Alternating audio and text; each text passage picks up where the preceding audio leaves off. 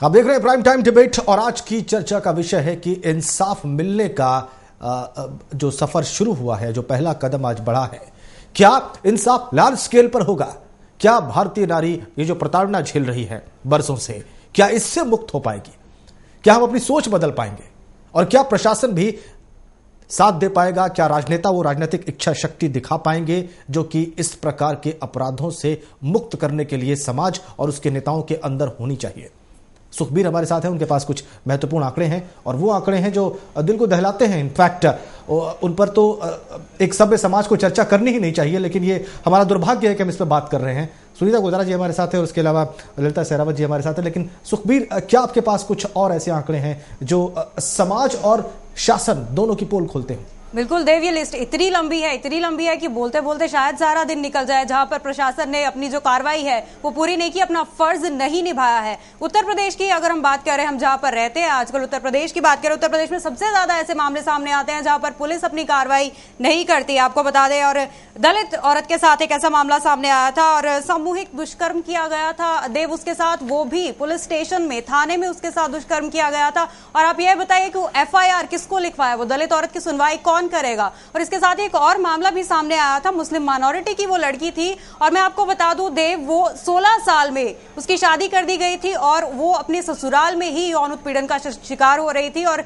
इसमें सवाल ये उठता है कि वो अगर पुलिस के पास जाती है तो पुलिस अगर उसके ससुराल वाले मना कर देते कि हम इसके पास नहीं करते, तो उसके पास क्या पुख्ता सबूत रह जाएगा, जबकि ससुराल वाले, उसके रिश्तेदार ही उसका साथ नहीं दे रहे हैं। तो ऐसे में औरत कहां जाएगी? क्योंकि बाहर से कोई उत्पीड़न होता है तो सबसे पहले लड़की अपनी फैमिली के पास आती है, उसे बताती है, उसके बाद पुलिस की कार्रवाई होती है। जब फैमिली में ही ऐसी घटनाएं शुरू हो तो पुलिस भी ऊपर से ऐसा रवैया अपनाए तो आखिरकार महिलाएं कहां जाएंगी? बिल्कुल, ये बहुत अहम सवाल, और यही बात सुनीता जी हम लोग भी कर रहे थे ब्रेक पर जाने से पहले कि जिन लोगों को समाज की रक्षा करनी है, जिन लोगों के बूते पर नारी अपनी आवाज बुलंद कर सकती है, दरअसल वो लोग ही संभवतः उस मनस्थिति में नहीं है।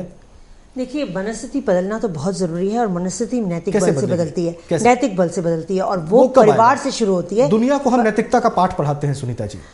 देखिए, नैतिकता का पाठ परिवार से शुरू होता है। जब तक परिवार में नारी का सम्मान नहीं होगा, जेंडर सेंसिटाइजेशन नहीं होगा, जब तक लड़का और लड़की को समान नहीं समझा जाएगा, तो ये मनस्थिति बदलेगी नहीं। मनस्थिति बदलने में बहुत टाइम लगेगा, लेकिन उसके पहले कानून की जो परिस्थिति है वो कानून से बदलेगी। और कानून जब तक इंप्लीमेंट नहीं होंगे, कड़े नहीं होंगे, इस तरह के क्राइम करने पर, इस तरह का कृत्य करने पर अगर डेटरेंट पनिशमेंट नहीं मिलेंगे तो लोगों में डर नहीं रहेगा। लोगों में डर नहीं रहेगा तो वो ऐसा करते जाएंगे। और हमारे समाज में, क्योंकि हमारा प्रशासन 10 नंबरी हो गया है, हमारा सारा तंत्र 10 नंबरी हो गया है, तो पूरे समाज में भी 10 नंबरी लोग घूम रहे हैं। अब वो 10 नंबरी अगर बार बार यही करते रहेंगे, क्योंकि उनको ये पनिशमेंट नहीं मिलता है, एक बार बढ़िया से पनिशमेंट दे दिया जाए, कैस्ट्रेशन, मैं इसके बिल्कुल फेवर में हूं, केमिकल कैस्ट्रेशन के, क्योंकि अगर केमिकल कैस्ट्रेशन हो जाए, उनको लाइफ इन जेल हो जाए, तो फिर लोगों को डर लगेगा। और जिस तरह से ये गैंग रेप होते हैं, गैंग रेप वालों को तो कैस्ट्रेशन करके सीधे फांसी दे देनी चाहिए, क्योंकि जब तक इस तरह के, और इन पे अमल भी करना है, सिर्फ कानून बनाने से काम नहीं चलेगा, इस पे अमल भी करना होगा। सिंगापुर में, सऊदी अरेबिया में, बहुत सी ऐसी कंट्रीज हैं जहां पे लोग डरते हैं रेप करते हुए, और पुलिस का शासन इतना अच्छा है कि अगर एक चलती हुई कार में अगर रेप हो रहा हो तो हेलीकॉप्टर ऊपर घूमने लगते हैं और 45 मिनट्स के अंदर बंदे को पकड़ लेते हैं। लेकिन यहां पर तो अभी महीनों लग जाएंगे उनको कन्विक्ट। ललिता जी, बिल्कुल ठीक, सुनीता जी की इस बात से तो मैं पूरी तरीके से सहमत हूं कि कहीं जो पुलिस का अपना एक रोल है, आज अगर हम अपने जमीनी स्तर पर उतर के और हम अपनी प्रणाली के अंदर गहरे में जाकर देखते हैं तो कहीं थानों की ये हालत है कि जब कोई महिला वहां पर जाती है किसी पुरुष के खिलाफ कोई भी FIR या कंप्लेंट लिखवाने, कंप्लेंट जरूरी नहीं मैं कहती कि रेप की हो, और भी कई तरीकों से महिलाओं को प्रताड़ित किया जाता है, जिसमें हम भी शामिल हैं।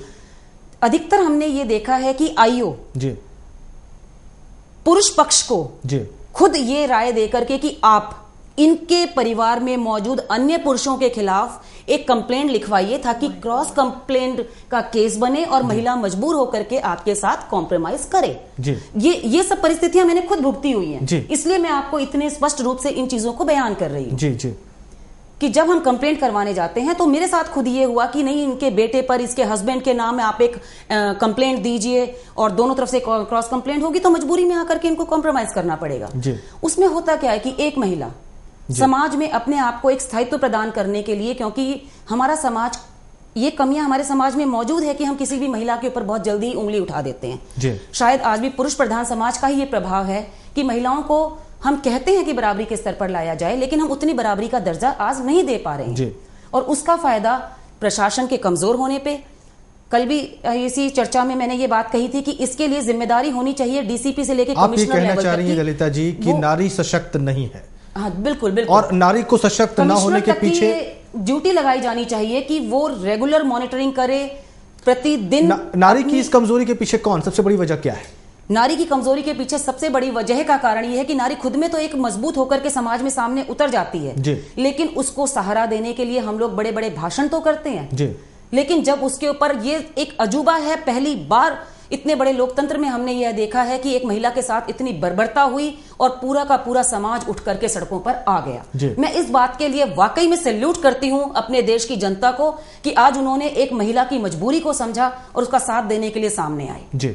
ऐसी ही संवेदना बहुत जगहों पर चाहिए। बहुत, अगर ये क्रांति की एक शुरुआत है तो ये जो क्रांति है इसमें सिर्फ ये नहीं कि समाज सामने आया है, इसमें मीडिया में मैं कहना चाहूंगी कि मीडिया ने सिर्फ इसको टीआरपी के लिए नहीं दिखाया है। अभी सारे चैनल्स में मैं ये नोट कर रही हूँ कि वो सोल्यूशन की तरफ जा रहे हैं, और जब मीडिया सोल्यूशन की तरफ जाता है, जनता को सोल्यूशन चाहिए, मीडिया सोल्यूशन के लिए अब बहस करवा रहा है, मुद्दे ले लेके आ रहा है, और अब रोज आप देखिए कि हर चैनल पे कोई ना कोई वाकया जो इस तरह का हो रहा है उसको उजागर किया जा रहा है।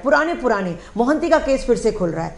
तो इस तरह से अगर मीडिया अपना रोल निभाता रहेगा, पता नहीं ये सरकार कब रोल निभाएगी, पुलिस कब रोल निभाएगी, प्रशासन कब रोल निभाएगा, लेकिन फोर्थ स्टेट ने और समाज ने अपना रोल निभाना शुरुआत कर दी। एक बार ललिता जी, आप पॉलिटिकल पार्टी से, कांग्रेस से जुड़ी हुई हैं, इत्तेफाक से आपकी हुकूमत दिल्ली में भी है, आपकी हुकूमत देश के कई राज्यों में है, केंद्र में भी है, दिल्ली पुलिस आपकी मतलब कहीं ना कहीं केंद्र सरकार के पास है। तो कहीं आप लोग किसी फोरम पर, ललिता जी बहुत ईमानदारी से, साफ गोई से मैं जानना चाहूंगा, यूथ विंग में कांग्रेस की या सीनियर विंग में कहीं ये चर्चा का विषय होता है क्या? ये विषय भी चर्चा का विषय होते हैं कि हमें समाज को इस तरह से सशक्त करना है, या सिर्फ ये चर्चा का विषय होता है कि मुद्दा ये है और इन मुद्दों पर हम इलेक्शन कैसे जीतेंगे और कैसे हार से बचा जा सकता है? नहीं देव जी, अगर आप एक राजनीतिक पार्टी की दृष्टि से भी देखते हैं तो कांग्रेस ही वो पार्टी है जिसने सबसे पहले महिलाओं के लिए राजनीति में भी रिजर्वेशन तय किया।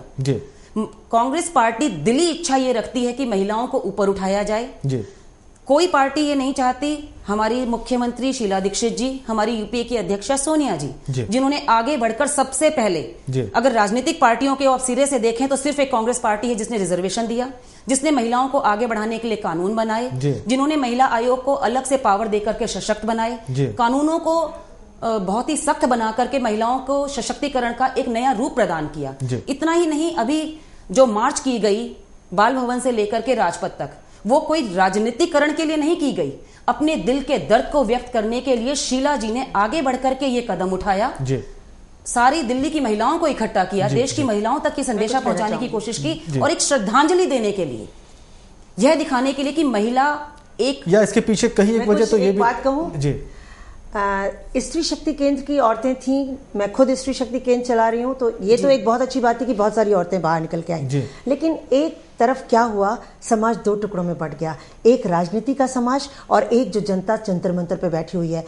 आप बिलीव नहीं करेंगे, जंतर मंतर में कुल 100 मीटर के दायरे पे हमें जेल की तरह बंद कर दिया गया है। अगर आप आवाज उठाना चाहते हैं तो आप जंतर मंतर में जाइए, इस तरफ बैरिकेड, आरएएफ खड़ी हुई है, पुलिस खड़ी हुई है इस तरफ, और शीला दीक्षित क्योंकि वो मंत्री हैं, क्योंकि वो शासन चला रही हैं, वो 3000 औरतों को लेके पूरे बाल भवन से लेके राजघाट तक जा सकती है। एक मिनट नहीं, आप ये मतलब नहीं, ये बताया उन्होंने अखबार के अंदर जब भी प्रिंट दिया, मीडिया ने खुद वहां आई है, मीडिया ने खुद वहां पे आई लड़कियों से ये बात पूछा है और उन्होंने ये एक्सेप्ट किया है कि न्यूज़पेपर के अंदर जो एड था उसको देख करके वो उस मार्च में शामिल होने के लिए आए हैं। उनके ऊपर कोई बंधन नहीं है, किसी तरह का कोई दबाव नहीं डाला गया। जहां तक बात जंतर मंतर की है, ठीक है, जंतर मंतर पे प्रोटेस्ट हो रहा है, I agree with you, I totally agree with you. CP में मैं खुद भी जाती हूँ जंतर मंतर पे, मैं खुद भी जा रही हूँ, लेकिन उनको बैरिकेडिंग करने का समाज को दो टुकड़ों में बांटा गया है, राजनीतिकरण हुआ है। नहीं, आपको लगता है सुनीता जी कि शीला जी को भी उसी मार्च का हिस्सा होना चाहिए था, उसी जनता के साथ होना चाहिए? क्या करना चाहिए था कि उसी जनता में, देखो जब सब जगह अलाउड नहीं है, जब जनता के लिए अलाउड नहीं है, नहीं, पहले इंडिया गेट पर भी अलाउ किया गया था, लेकिन आप एक बात बताइए सुनीता जी, प्रशासन को एक शांति बनाए रखने का समय कम है, इसको अलाउड है, लेकिन जनता को ये बात माननी पड़ेगी। आज पकड़ लिया पुलिस ने, इस बात को माननी पड़ेगी। ये बात ठीक है, ये बात ठीक है, उपद्रवी तत्व हाँ उसमें होते हैं, बिल्कुल सही बात है, लेकिन इसको एक उपद्रव का रूप देना चाहते हैं। लेकिन ललिता जी ये भी एक सच है कि शीला जी अगर उस जन समुदाय का हिस्सा होती तो संभवतः ये मैसेज और सशक्त हो गया होता, ये संदेश और मजबूत हो गया होता। 5,000 लोग इकट्ठे हो सकते हैं जंतर मंतर में, वो 3,000 महिलाएं आराम से जंतर मंतर में आ सकती हैं। सोनिया जी को इस मामले में यात्रा में साथ चली है, सोनिया जी इस मामले में डिस्टिंग्विश नहीं, उन्होंने जाके मुलाकात की वहां पर, सर्दी की रात थी, इसके बाद भी वो जाके मिली वहां पे प्रोटेस्टर्स से, उन्होंने कहा भी कि आप लोग मुझसे आकर मिलिए। ये एक पक्ष है जिस पर शीला जी को संभवतः उदाहरण लेना चाहिए था, अपनी प्रेसिडेंट से खुद लेना चाहिए था, मुझे ऐसा लगता है। वो जंतर मंतर भी गई थी, लेकिन ठीक है, वो आज जिस एक ओहदे पर बैठी हैं, उनके राज्य में क्योंकि ये कहानी हुई, इसमें कोई दो राय नहीं है कि उनके दिल में पीड़िता के लिए हमदर्दी है। वो कभी ये नहीं चाहते कि उनके राज्य में किसी भी महिला के साथ ऐसा कुछ हो। पूरे देश में हमदर्दी है, पूरे देश में हमदर्दी है, आप इस बात को खुद भी सहमत हैं? बिल्कुल। वो जंतर मंतर भी गई थी, ठीक है, लोगों का गुस्सा है और लोगों का गुस्सा अपनी जगह पर जायज है।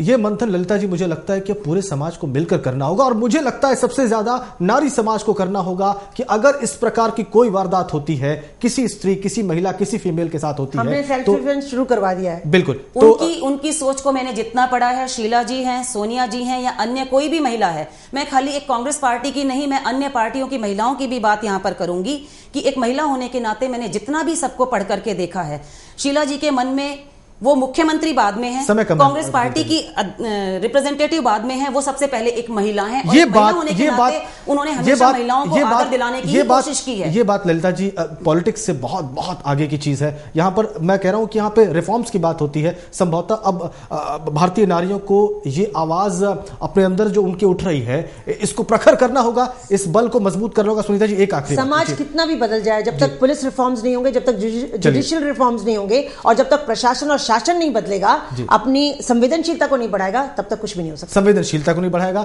शासन में परिवर्तन होना चाहिए निश्चित रूप से, लेकिन ये सशक्तिकरण नारी के अंदर से जो हो रहा है, ये बाहर दिखना भी चाहिए, बहुत शक्तिशाली, ये बहुत दिखना भी चाहिए, अब दिखना चाहिए, आसपास भी तो वो शक्ति होनी चाहिए, अब दिखना भी चाहिए। बहुत धन्यवाद सुनीता गोदारा जी यहाँ स्टूडियो में आने के लिए, ललिता सहरावत जी आपका यहाँ स्टूडियो में आने के लिए और खुलकर बेबाक तरीके से यहाँ पर अपनी राय रखने के लिए। आगे भी हम स्टोरी को ट्रैक करेंगे और अगर कोई महत्वपूर्ण डेवलपमेंट होता है तो हम निश्चित रूप से इस पर चर्चा करेंगे। बहुत धन्यवाद सुखबीर आपका दिल दहला देने वाले कुछ आंकड़ों के लिए, जो दुर्भाग्य है प्रस्तुत करते हुए, लेकिन हमें प्रस्तुत करना पड़ता है क्योंकि सच आपके सामने आए, क्योंकि सच्ची तस्वीर आपकी आंखों के सामने उभरे, ताकि हम अपनी कमजोरियां समझ पाएं और अपनी मजबूतियों को बढ़ा पाएं, बेहतर हो सकें, एक बेहतर समाज बन सके। प्राइम टाइम डिबेट में आज के लिए फिलहाल इतना ही। नमस्कार।